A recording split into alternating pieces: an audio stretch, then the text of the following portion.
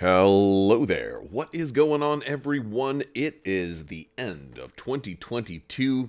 We're past Christmas. We are closing in on New Year's, and I thought it was time to do some predictions for 2023 for Star Wars X-Wing. I'm also going to be doing these for also Armada and Legion. So if you're following any of those games as well, stay tuned because we're going to be doing more 2023 prediction videos. If you guys are new here to the channel, we're still doing that lightsaber giveaway that's running through New Year's. All you have to do is be a subscriber and leave a comment on this or one of my videos. It's as simple as that. Plus, check the links down in the video description. You can join our Discord, social media links, all that great stuff. Also want to thank today's sponsor, Luxury Playstyle. Amazing full metal tokens compatible with Star Wars X-Wing. You're going to love these tokens. They are metal. They are double-sided. They're gorgeous. If you didn't get what you wanted for Christmas, this is a place to spend that extra Christmas leftover money.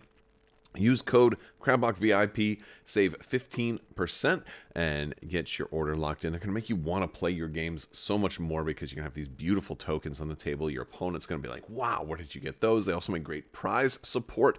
So head over to luxuryplaystyle.com and check them out. So let's talk a little bit about 2023 for X-Wing right now, because with the announcement of Shatterpoint and, like the fact that AMG had been working on a Star Wars game the whole time, a lot of people are like, well, wait a second. So is the priority really going to be on my Star Wars game when it may be on their Star Wars game? Or, where is the priority going to be with AMG? Are they still going to make stuff for X-Wing? And all of these types of questions that we have, we're going to talk about these. So X-Wing is got a new rule set. AMG, they went through this effort to kind of do this new rule set. I know it was definitely controversial. Some folks liked parts of it. Some folks didn't like other parts of it. Some folks were over the moon with it. Some folks were not. But the point is, they changed a lot. They did a lot of work to the rule set of this game to get it to a point where they could continue to support it. So it doesn't seem like X-Wing is going away, but it does seem like X-Wing will have some changes. And changes this year are largely going to be that we're probably not going to be seeing the types of releases that we were seeing in the past. A lot of the release structure that we've seen so far, most of it was still stuff that had FFG design behind it. Whether it was those first couple of packs that came out while the transition was still happening, or even some of the more recent packs that came out, even I think up until like the last couple of ship packs were all stuff that were designed over at FFG. Now, what we have been getting more recently from AMG is the card packs, and so we're going to be getting that. But they've talked about doing a new core set. And so I think that's definitely something we're going to see in 2023. I don't think it's going to be all new, but they did want to kind of refine the core set. It may actually look very, very similar. I imagine it'll still be a black box. I imagine it will be very much the same as the core set you already see, but with a couple of key changes. For example, you will probably have a new rule book in there, and so but I don't think they'll change too much as far as, like, I think it'll still be an X-Wing and 2 TIE fighters. I still think you'll get your cardboard and your cards and things like that. There you may actually see standardized loadouts in there, which would be something interesting. I don't know if there'll be like a new scenario with that core set or not. I imagine it probably would be pretty hard to do a scenario with only 1 ship for the Rebels and only 2 TIE fighters for the Empire. That might be a little tricky to do. However, I do think we're going to see that new core set in 2023. Really, all they, bare bones, all they really have to do is do a new rule book and maybe some new cardboard tokens to represent the new scenario-based play that they have as part of the standard play. In addition to the new core set, they have talked at length about prioritizing reprints, and not just reprints of existing product, but reprints of some of the old 1.0 product that has not yet been brought into 2.0. One of the things about standard play is that they have said that in this 2.5 rule set for standard play, you're only going to be allowed to use stuff that's actually available, that's still being printed in the black box format in that 2.0 boxes. And while all the old 1.0 ships are legal and extended, for standard play. And in a lot of ways, they only wanted you to be able to use the black box stuff. So things like the gunboat may actually be in a black box in 2023 potentially. Like there's a lot of ships that just aren't available right now, or if they are available, they're obscene amounts of money on the aftermarket stuff or on eBay or something to that effect, because they just were never reprinted in 2.0.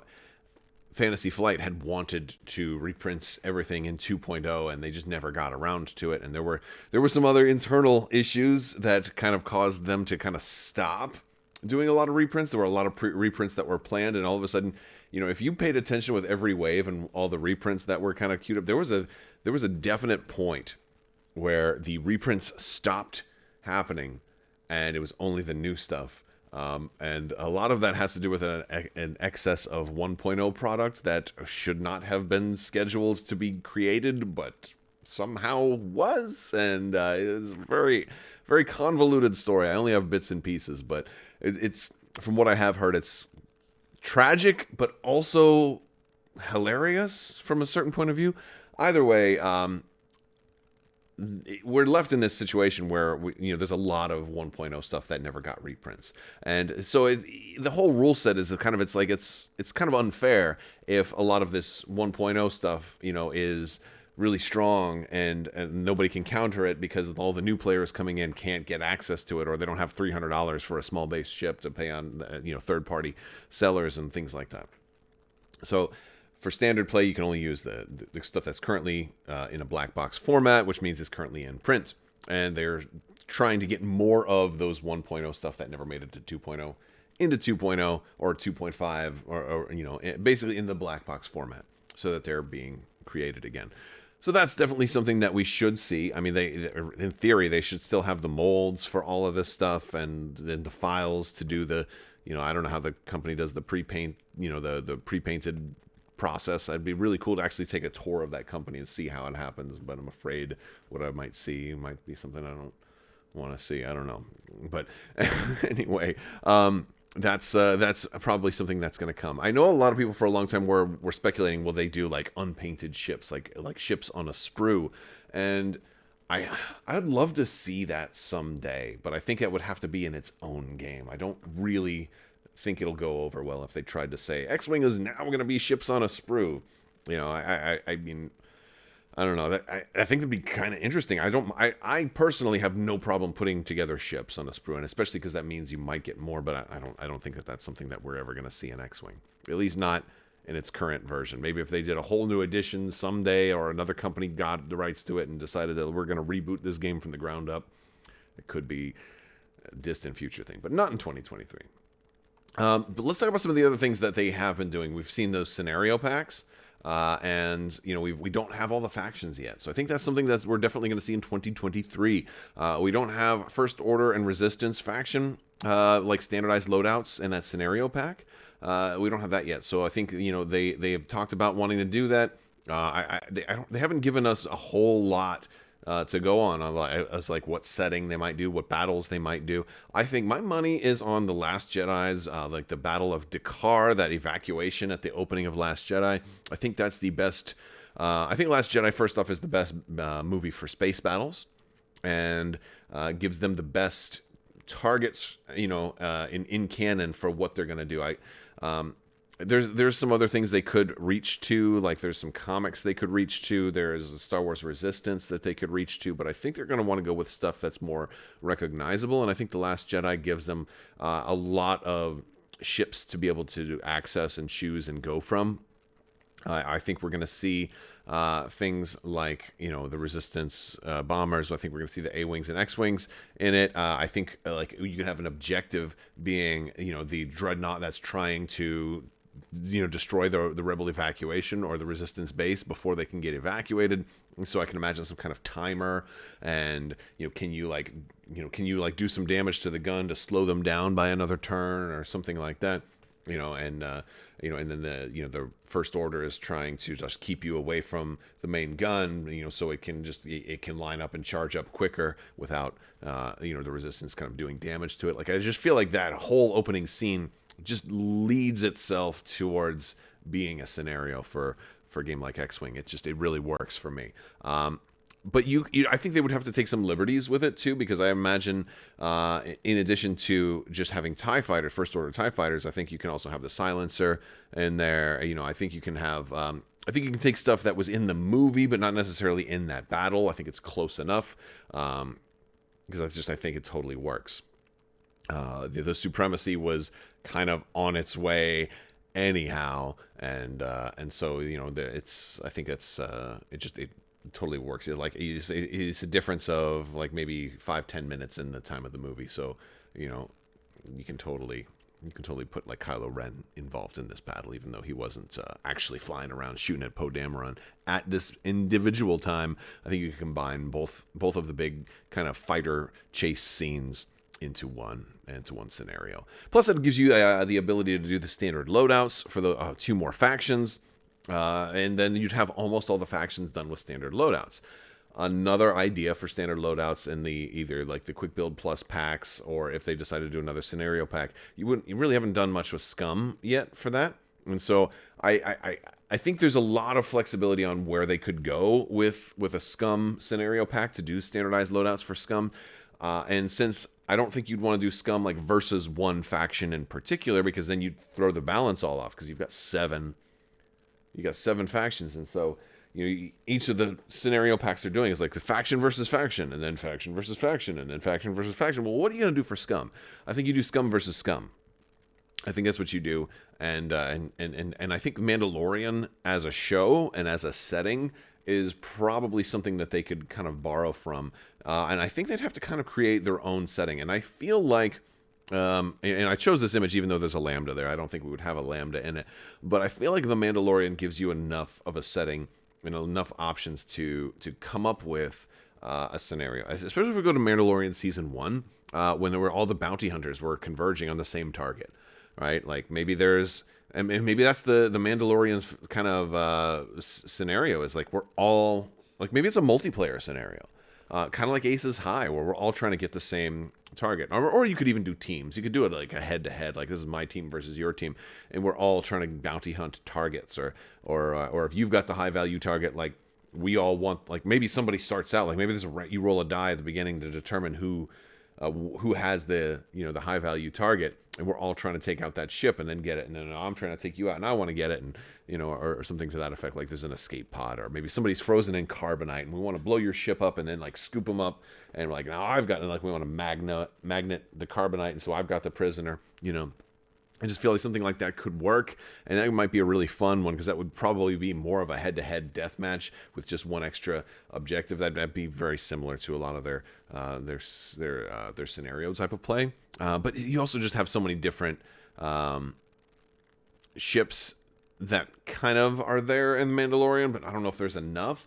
But I feel like the Season 1 kind of hunt for the child, or the hunt for Grogu, paints enough of a picture that we could say, okay, let's just do another one, and this way we can do all the other bounty hunters. Like we can do Bosk, and we can do IG-88, and we can do Zuckuss and Forlom, and we can do like whatever we want. We could do gauntlets. We could but anybody who's a bounty hunter like could be involved in this, and that'd be a great way to bring Scum into the scenario packs. And I think that's kind of my prediction, but I think they're gonna at some point they're gonna probably want to bring Scum into the standardized loadout world, and then maybe once they've got all 7 factions represented, start expanding on more things that you can do with standard loadouts, or maybe try to enhance the field on what named pilots have a standardized loadout for them, and start looking at who doesn't yet, and then kind of filling in those gaps. I think that's definitely stuff that we might see. I also think more card packs, kind of similar to Hot Shots and Aces 2, could potentially be in the works. And now, interesting thing about this pack, I think when it was first announced, I mistakenly thought that this was something that was done under Fantasy Flight Games, because Brooks had worked on it, who was initially, they were over at Fantasy Flight Games, that used to work on X-Wing. But come to find out, it was actually a contracted position. So as this opens up a whole realm of possibilities for things that AMG could have up their sleeve for 2023. If AMG has been willing to contract former developers who worked on X-Wing to continue to, come up with card pack ideas, then there's no reason to say that they couldn't do one of these every year. So there could be a Hot Shots and Aces 3 potentially planned, or something, maybe something outside of Hot Shots and Aces, maybe like an upgrade pack. So extra, extra hard points, or extra torpedoes, extra, extra cannons and crew and things like that. There could be all kinds of stuff like that. We've already seen, not all of the card packs have to be new ships. We've already seen, like with that Mandalorian, pack, you had lots of other Mandalorian themed packs. They could do a Bad Batch themed pack, for example. There's a lot of different, and all the Disney Plus shows, they could, there's a lot of different things that they could do for card packs. So they don't all have to be just pilots, although pilots are great too. So I think they've left the door open wide enough for more card packs. And then lastly, they've talked about, hey, we are going to eventually allow you to run huge ships according to the new rules at some point, because there's currently no rules for using huge ships with the current rule set. So if you're going to use huge ships, you kind of have to use like a guesstimation on like what they might cost and if there's any kind of specialty rules to them. But apparently this is something that's coming, and soon or eventually, trademark. So I think 2023 is a big enough window that maybe a big enough ship could fit in that big enough window. We might see some huge ship rules coming out. I don't know if they're going to actually work on releasing a new huge ship. There's certainly room for the Republic to get one. But I don't really see that happening just yet. It'd be nice. I mean, maybe by the time we get to like a mini extravaganza, we'll get some word. I mean, X-Wing World Championships are also happening at Adepticon, so there's definitely the opportunity for news to come out in the in the first half of 2023. There's also that. There's also World Championships too, by the way. Again, the biggest tournament for X-Wing of the year is definitely happening. It's happening at Adepticon, and so if you're a fan of the competitive scene, and or also if you're just interested in seeing if they announce any new news around Adepticon, that's a possibility. Although I don't anticipate a whole lot of new product reveals for X-Wing, or big news for X-Wing, or any of the other FFG Star Wars games to come out of AMG, because they're also unveiling Shatterpoint at Adepticon. So that's kind of a thing that's probably going to overshadow most of the other stuff. So as far as like new product to come out in 2023, like new ships, I just don't really think we're going to see. I wouldn't bet that we'll see any new ships in 2023, but that doesn't mean that I don't think they'll ever make new ships. My guess is, if we are going to get any new ships, it'll probably be 2024 or 2025, because of the fact that I think they want to see how Shatterpoint does. If Shatterpoint doesn't do very well, they may fall back into leaning more heavily on the previous games and maybe trying to, do more ships there. But if Shatterpoint does more, better and better, they may say, all right, let's just continue to do card packs and potentially reprints, utilizing the molds they already have. I think there's a lot to be gained by doing the reprints and getting the ships that are long out of print back into the hands of people who are trying to get them. But I know a lot of people are really anxious to see new ships, especially with so many new Disney Plus shows, movies, books, and things, different settings too. The High Republic, all this other stuff. But I mean, Andor, there's so many new ships that we're seeing show up in canon. And I think a lot of people would really like to see those in X-Wing. So hopefully they're keeping their ear to the community as it comes to all those new ships. All right, guys, that's some of my predictions for 2023. Let me know what you guys think. Don't forget to join our great Discord. We've got links in the video description below. Head over to Luxury Playstyle, get your tokens, and that is going to do it for today. Big thanks to my patrons. You guys are absolutely amazing and help make this channel possible. Thank you for your continued support. Have a happy new year. Happy holidays. May the force be with you. Live long and prosper. Be excellent to each other. So say we all. You can't take the sky from me. Hakuna Matata. And that's about it.